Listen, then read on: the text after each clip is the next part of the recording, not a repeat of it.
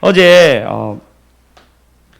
저희 처형이 지금 왔는데 처형 큰 형님이죠. 저희 도현이 형님이랑 이제 제가 같은 대화를 하게 되었습니다. 어릴 때 뭐 러시아 간 거부터 그 형님이 러시아에 유학을 갔다 왔습니다. 유학을 갔다 온 것부터 뭐 여러 가지 사업적인 얘기를 했는데 갑자기 형님이 얘기하더라고. 나이가 젊은 어떤 사장을 무역회사에서 만나게 되었다. 너무 브랜드 옷도 비싼 거 입고 참 잘 나가더라. 알고 보니까 이분이 영국 가서 친구를 사귀었는데 그 친구가 인도네시아에 있는 부였는 거예요.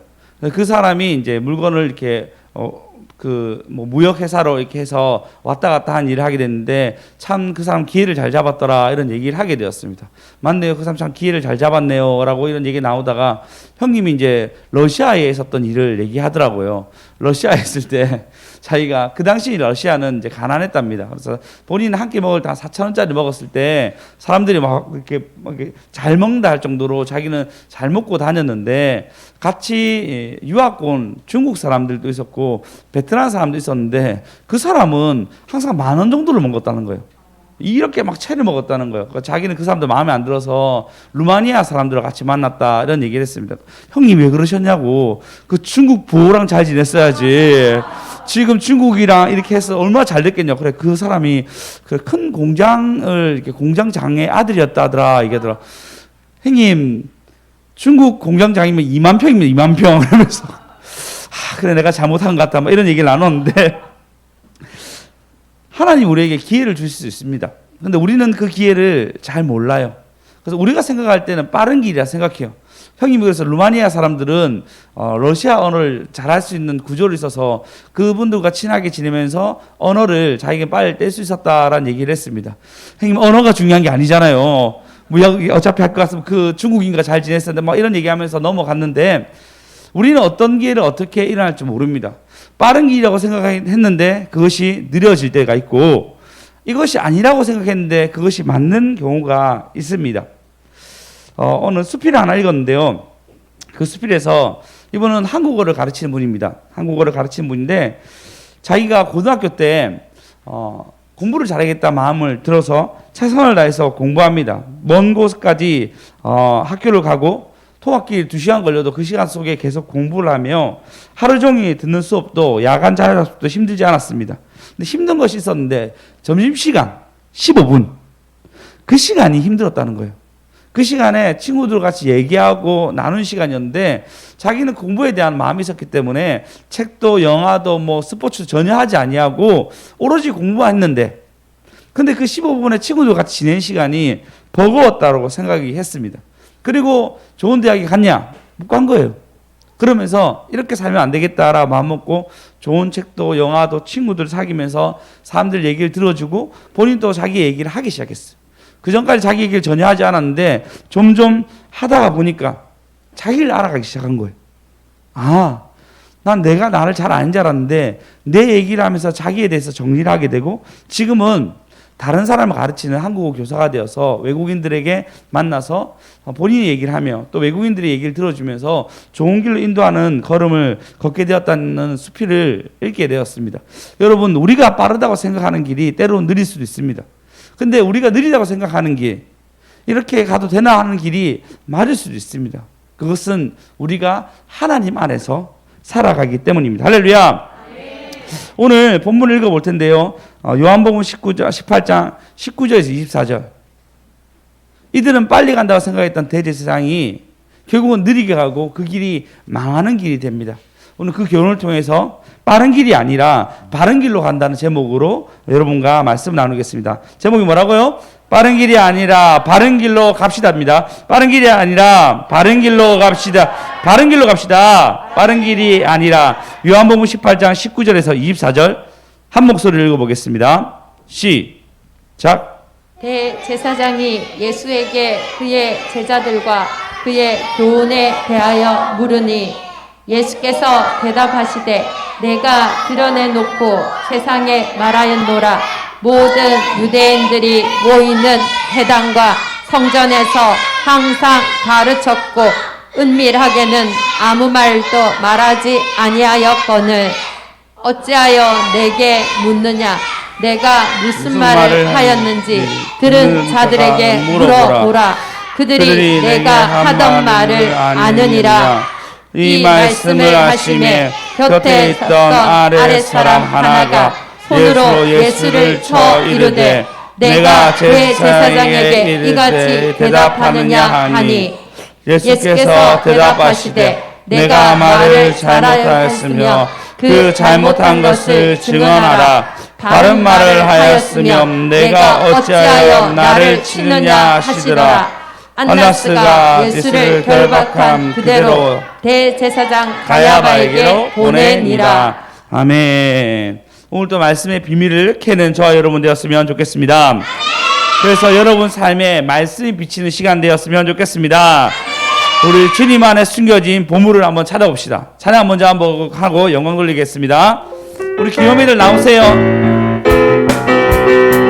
후회 아니도 나온나? 주님 안에 숨겨진 보물 찾기 해봐요. 가장 귀한 보물이 영원한 생명 찾아요. 믿는 자는 누구나 하늘나라 가지요.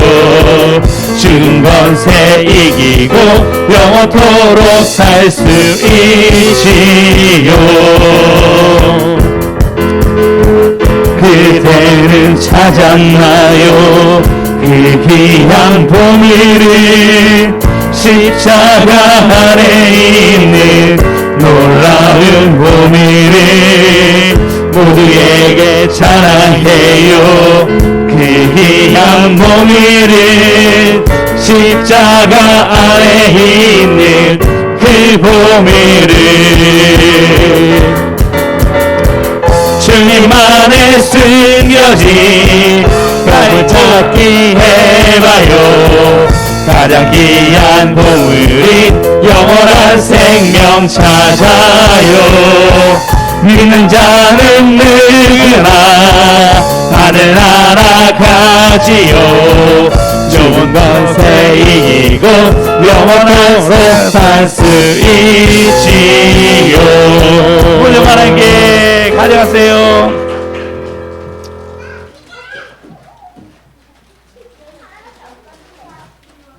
자, 들어가세요. 우수관이도 하나 가져가.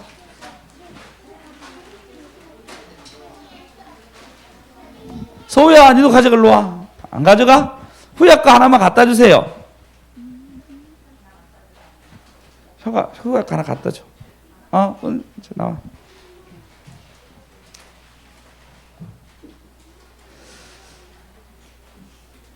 자, 오늘 말씀 보면요. 19장에 보면 예수님이 지금 끌려갑니다. 그리고 예수님이 죽기 전에 어떤 고난을 받은지에 대해서 말씀을 상세히 볼 건데요. 19절에 보시면 예수께서 그의 제자들과 그의 교훈에 대해서 물으니 대제사장이 물었습니다. 네가 어떤 교훈을 했느냐? 넌 어떤 말을 했느냐라고 그들에게 물으니까요. 20절에 예수께서 대답하시되 내가 드러내놓고 세상에 말했는데 그리고 내가 회당과 성전 모든 곳에서 은밀하게 가르치지 아니하였거든 그것을 내게 묻느냐라고 얘기합니다. 근데 이것이 전제가 잘못되었어요. 뭐였냐면요. 여러분 우리나라도 그렇지만 우리나라 공무원이 몇 시에 마치죠? 모든 이제 공무원 일정이 몇 시에 마치죠? 6시에 마치죠. 동사무소도 6시에 마치고 다 6시에 마치잖아요. 이스라엘 백성도 마찬가지였어요. 해가 지면은 모든 것이 끝나고 그 다음으로 넘어가는 거였어요. 근데 지금 예수님이 새벽에 잡혔는데 새벽에 재판을 하고 있습니다. 이거 자체가 잘못된 거였어요. 그들은 급히 무엇인가 하려고 했습니다. 어떤 거? 재판이 된다. 여러분 재판은 어떤 거죠? 그가 잘못하고 잘못하지 않은 그에 대해서 죄와 벌에 대해서 그리고 그런 거에 대해서 판정을 내리는 거잖아요. 그것은 재판은 공정해야 되고 바른 길로 해야 됩니다. 근데 예수님은 지금 새벽에 그리고 여러분 사람을 잡아갈 때 어떻게 하죠? 고소장이 있어야 되고 그죠? 그리고 그 죄에 대해서 고소장이 내려와야지 이 죄를 물어서 가는데 고소장도 없고 그날 새벽에 군대가 데리고 와서 갑자기 잡아가서 그날 바로 신문을 받는 거예요. 이거는 이미 고소장이 발행돼 있어야 되고, 그리고 재판 날에 잡혀 있어야 되는데 그런 거 하나도 없이 잡혀갑니다. 그리고 재판할 때는 피고인과 원고인이 있습니다. 그리고 거기에 맞게 서로가 서로의 증인을 댑니다. 예수님이 지금 급히 잡혀가셔서 재판 시간대도 아닌데 그 재판을 하게 되고, 그리고 예수님이 앞으로 벌어질 일에 대해서 얘기하고 있습니다.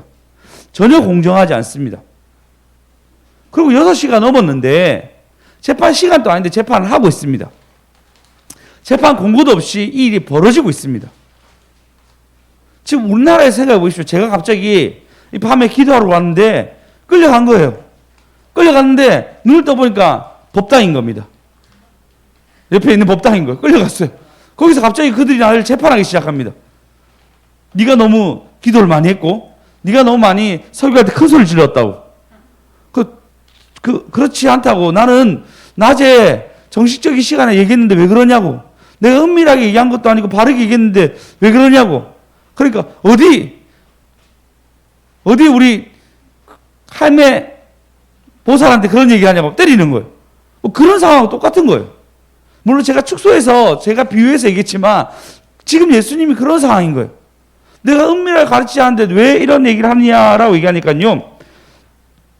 21절에 보면 이 말을 하시며 곁에 있던 아래 사람 하나가 손으로 예수를 쳐 이르되 내가 대제사장에게 이같이 말하느냐 라고 예수님이 맞습니다. 모든 상황이, 여러분, 재판 속에서 누가 때립니까? 그렇지 않나요? 재판할 때 판결을 나지 않는데 누가 그걸 때립니까? 그리고 대제사장의 아래 사람, 완전 불공평한 재판이 일어나고 있습니다. 새벽에 모두가 잘 때 잡아가서 이런 일이 일어납니다. 예수님이 이렇게 얘기합니다. 예수께서 대답하시되 내 말이 잘못되었으며 잘못된 것을 증언하라. 바른 말을 했는데 내가 어찌하여 나를 치느냐 라고 반박을 합니다. 여기서 해결되지 아니하니까요, 다시 안나스가 대제사장의 장인이었어요. 재판도 대제사장이 간 것도 아니고 대제사장의 장인한테 가서 그대로 대제사장 가야바에게 넘어갑니다. 완전 불공평한 재판이 벌어지고 있습니다. 그리고 난 뒤에 예수님이 마태복음 26장에 보시면, 26장 59절에 보시면 가야바에 가서 이러한 증언을 여기서 얘기하고 있습니다. 대제사장과 온 공회가 예수를 죽이려고 칠 증거를 증언하며, 60절에 보시면 거짓 증언이 많이 왔으나 얻지 못하더니 후에 두 사람이 와서 이르되 증언이 하나님의 성전을 열고 설어라. 그러면 사흘 동안 내가 지을 수 있나이다 라고 얘기합니다. 그때 제사장이 그런 얘기했는데 예수님이 아무 말도 하지 않는 거예요. 그러니까 증언이 안 되는 거예요. 아무 말도 하지 않느냐 하니까, 그때 대제사장이 야, 네가 63절 한번 읽어봅시다. 읽어보겠습니다. 가장 중요한 예수님이 이 말로 인해서 신선 모독죄로 잡히게 됩니다. 자, 읽어보겠습니다. 시작. 예수께서 침묵하시거늘 대제사장이 이르되 내가 너로 살아계신 하나님께 맹세하게 하노니 내가 하나님의 아들 그리스도인지 우리에게 말하라.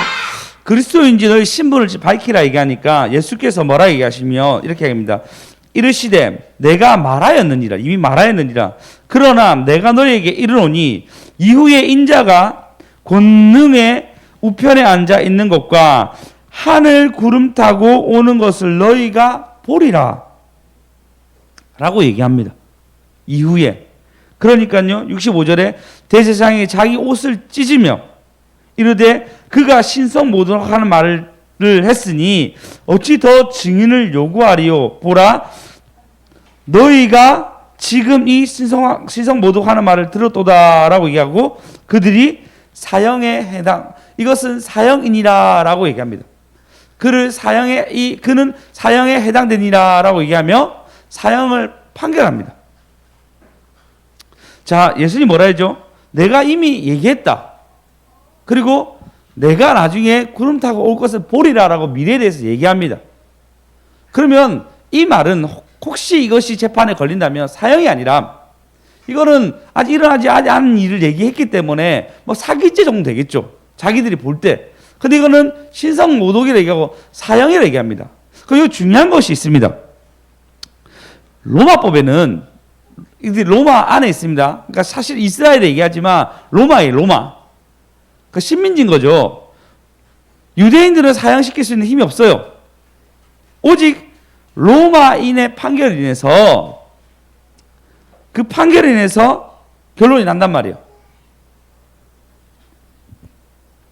이거 중요합니다. 그들이 사형이라 얘기할 수 있는 자격이 없단 말이에요. 근데 그들이 이제 정했어요. 사형을 시켜야 한다. 라고 프레임을 정한 거예요. 그리고 요한복음 3장에 보시면, 그러니까 자, 지가 다시 돌아와서, 그래서 이들이 지금 결정한 게 뭐냐면 빨리 예수님을 죽여야 됩니다. 이 새벽에 판결하고 난 뒤에 오늘 본문 28절에 보시면 뭐라 했냐? 다 같이 읽어보겠습니다. 시작. 그들이 예수를 가야바에게서 관정으로 끌고 가니 새벽이라 그들은 더럽힘을 받지 아니하고 유월절 잔치를 먹고자 하여 판정에 들어가지 아니하니라. 자, 여기서 보면요. 그들이 이제 죽이기로 결정하고 이 죽이는 걸음을 걸어가게 됩니다. 죽이는 이유는 뭐냐면 사실은 예수님이 너무 큰 거예요. 기적이 일어나고 사람이 살아나고 이런 수많은 기적을 보게 됩니다. 근데 그 기적 속에서 자기의 자리가 위협받는 거예요. 그래서 이들이 자기 자리를 지키기 위해서 예수님을 죽이기로 결정합니다. 여기에 무서운 거예요. 자기 자리 지킨다고 예수님을 죽이기로 결정합니다. 세례 요한은 자기 자신의 제자들이 전부 다 예수님께 갑니다. 그걸 어떻게 하죠? 인정해요. 그래서 나는 새하야 돼 있고 그는 흥하야 돼 있고, 그리고 그가 표현한 것은 뭐라 얘기냐면요. 요한복음 3장 29절 읽어보겠습니다. 읽겠습니다. 시작. 신부를 취하는 자는 신랑이나 서서 신랑의 음성을 듣는 친구가 크게 기뻐하나니 나는 이러한 기쁨으로 충만하였노라. 즉 예수님의 길을 걷는, 그리고 자기의 제자들이 예수님께 갔을 때 그가 손해보는 거잖아요. 입지가 약해지는 거잖아요. 근데 뭐라 했냐면 신부를 취하는 신랑이 서서 신랑의 음성을 듣는 친구가 크게 기뻐하나니 나는 이러한 기쁨으로 충만하니라 라고 얘기하고 있습니다. 예수님이 높아지는 거, 오늘 찬양에 나는 죽고 주만 살고 얘기했잖아요. 본인이 낮아지는 거에 대해서 기뻐한다라고 표현하고 있어요.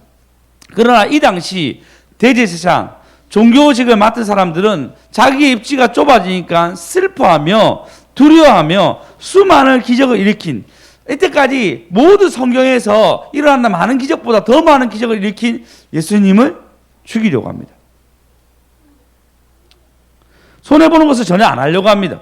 그리고 더 웃긴 것은 뭐냐면요, 여러분. 자, 다시 28절에 보시면, 봅시다.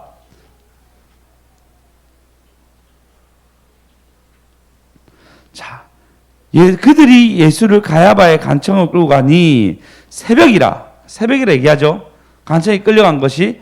그리고 새벽이라 그들은 더럽힘을 받지 아니하고 유월절 잔치를 먹고자 하여 관청에 들어가지 아니하니라 얘기합니다. 혹시 여러분 패션 오브 크라이스트 보셨습니까? 보시면 그렇게 나와 있어요. 관청이 있는데 관청 밖에서 그들이 얘기하고 있어요. 예수님은 관청 안에 있고, 그 말은 뭐냐면 유대법이 있습니다. 이방인 집에 들어가면은 하루가 부정해져요.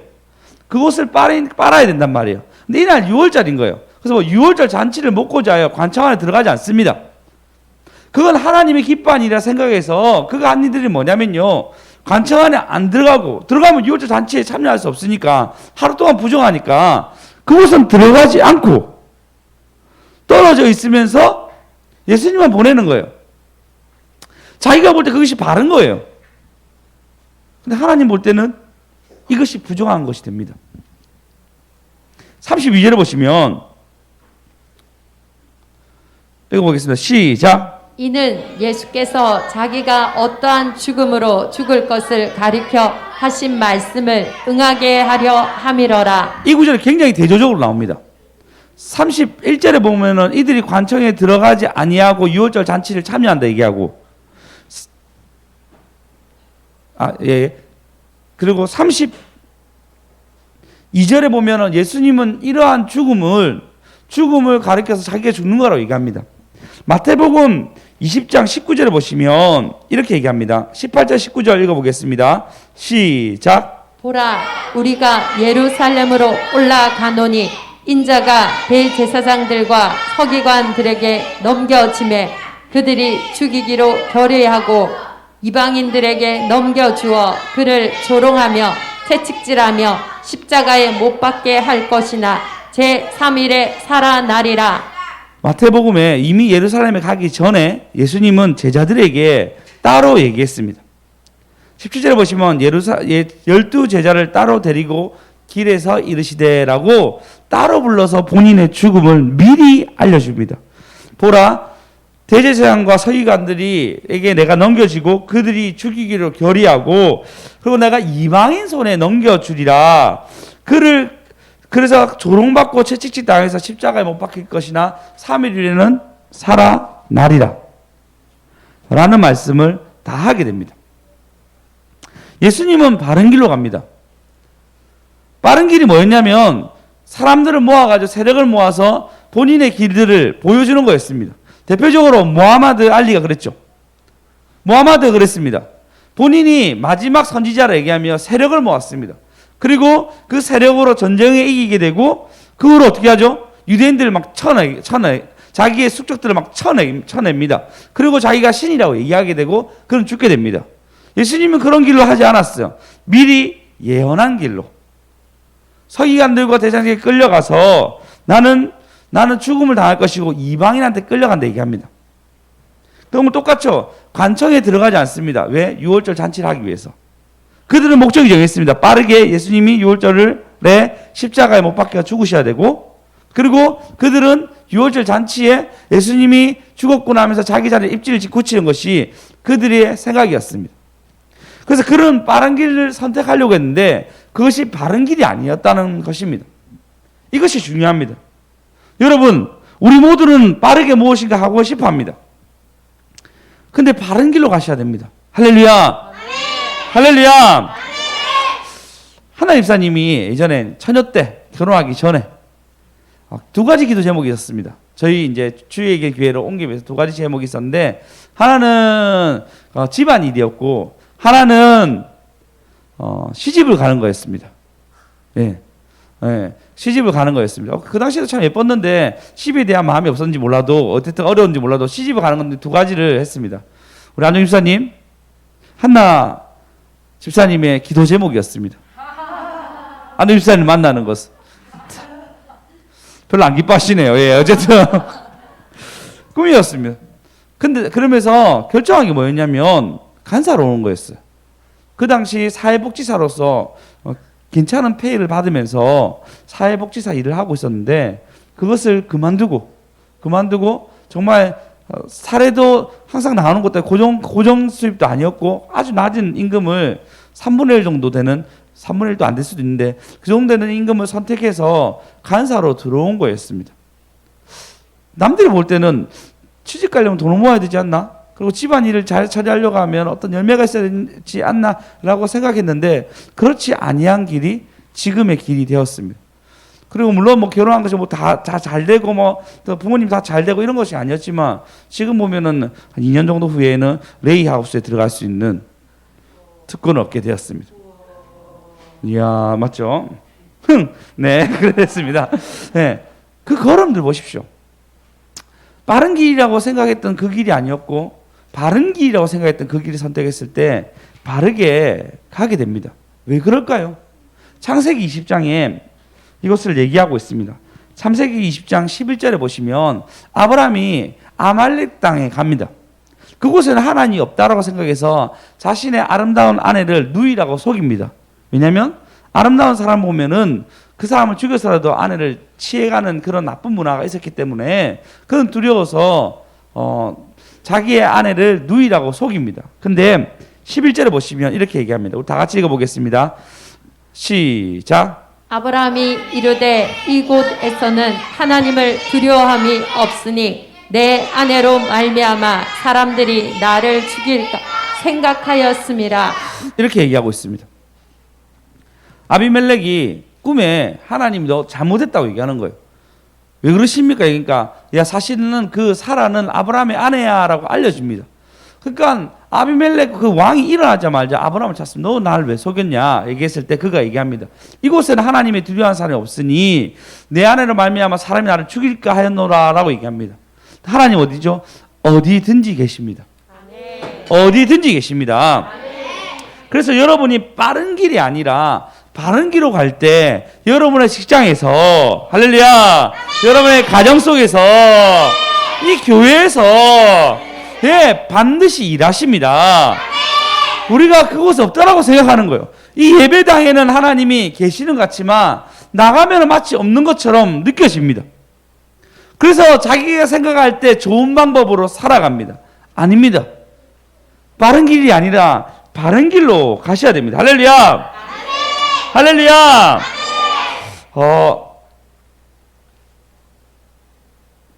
일본에 미나가와 아키라는 사람이 있습니다. 이 사람이 원래 그 달리기 선수였어요. 근데 다리가 골절됐습니다. 무엇이 운동선수 아시잖아요. 운동선수는 자기의 모든 것을 올인해서 하잖아요. 근데 골절되면서 더 이상 운동을 할 수 없게 됩니다. 좌절한 마음과 또 다시 뭔가 시작해야 되나 이런 생각에 그는 아무 생각 없이 무작정 유럽으로 가게 됩니다. 유럽에서 어학연수를 하면서 막 있는데 거기에 있는 한 친구가 내가 일하는 데가 있는데 좀 일 좀 도와라 했는데 그곳이 어디였냐면 패션 공연장이었습니다. 그곳에서 그냥 무작정 일했는데 이때까지 뭔가 실패했는데 한 가지 몰두할 수 있는 일이 있고 자기가 잘 못하는 건데 이제 배우면 되겠다 싶어서 꾸준히 일하게 됩니다. 그리고 일본에 이제 와서 그가 저는 이 제품 잘 모르는데 혹시 여러분 아시나 모르겠네요. 미나페르호네라는 제품을 만들게 됩니다. 혹시 아세요? 다시 제가 발음 이상했나요? 미나페르호네. 자, 일본 제품인가 봅니다. 예, 어쨌든 그 제품을 만들게 되어서 사업을 만들게 되는데 여러분 옷이 만들었다가 갑자기 잘 될 리가 없잖아요. 그러니까 잘 안 되니까 그 뭐 제품이 있습니다 팔려고 하니까 뭐 이제 소매업체에서 조금만 사가서 파는데 잘 수입이 나지 않았습니다. 그래서 그가 뭐 하냐면요. 제작비를 더 벌기 위해서 수산시장에 가서 참치 손질을 하는 일을 부업으로 하게 됩니다. 그러니까 수산시장 몇 시에 시작하죠? 그렇죠. 새벽 4시에 시작합니다. 4시. 예, 수연생 갑자기 감동받아서 수산시장 가시는 거 아니에요. 새벽 4시부터 점심시간까지 수산시장에서 일하고 그리고 퇴근하고 난 뒤에 다시 디자인 일을 계속 하게 됩니다. 근데 거기서 영감을 얻은 거예요. 어떤 영감을 얻었냐면요. 패션 패션 할 때는 보통 뭘 이렇게 그 패션 공부를 하면 원단을 만들면 그 원단을 그렇게 버리거든요. 근데 그는 그렇게 하지 않고 여러분 참치 만들었으면 어때요? 참치 다 소중하잖아요. 참치 모든 것이. 그가 나이건 옷이나 이런 그 패션은 보통 재고나 남은 원단을 다 폐기하는데 그런 참치 손질법 때문에 그것을 옷감을 최대한 활용하고 남지 않도록 옷감을 다 만들어 갑니다. 그 남은 옷은 소품으로 만들고 그걸 아꼈던 거죠. 그리고 올해 옷이 나이건 오래 입을 수 있도록 수선해 주었습니다. 그 수선해 주기 시작하고 그러니까 좋은 소문이 나기 시작해서 그리고 점차 이제 참치가 아니라 자기 브랜드가 소문나게 되었고 여러 점포를 내고 지금은 100명이 넘는 직원을 있는 것으로 만들게 됩니다. 그가 빠른 길을 선택한다 생각해서 나는 무조건 이 옷으로 패션으로 가야 될 거야 막 이랬으면은 못 갔겠죠. 근데 이걸 하기 위해서 어떻게 하죠? 새벽에 일어나서 참치를 잡는 일을 하고 거기서 영감을 얻어서 그리고 수선까지 해주는 좋은 제품으로 브랜드로 거듭나게 됩니다. 여러분 세상 살아도 이것이 안 되면 여러 가지 면밀히 살펴봅니다. 오늘 지금 대제사장들은 뭐 하죠?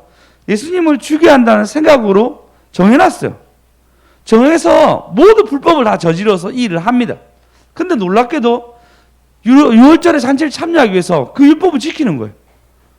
다 불법이었는데 다 불법이었어요. 새벽에 잡아간 것도 불법이고 새벽에 재판한 것도 불법이고 재판 도중에 사람을 때린 것도 불법이고 그리고 대제사장한테 가야 되는데 장인한테 먼저 간 것도 불법이고 모든 게 불법이었어요. 전혀 공정하지 않았습니다. 근데 그들이 한 건 뭐냐면 6월절 잔치를 참여하기 위해서 관청에 들어가지 않는 거예요. 이방인 지육과 같이 있으면 보정하니까. 근데 예수님은 바른 길로 갑니다. 이미 내가 대제사장에게 끌려가고 맞고 이방인 손에 끌려가서 나 죽으리라 그리고 3일에 부활하리라 라고 얘기해 줍니다. 여러분이 생각할 때 바른 길이 무엇입니까? 아니, 다시 묻겠습니다. 여러분이 생각할 때 바른 길이 무엇입니까?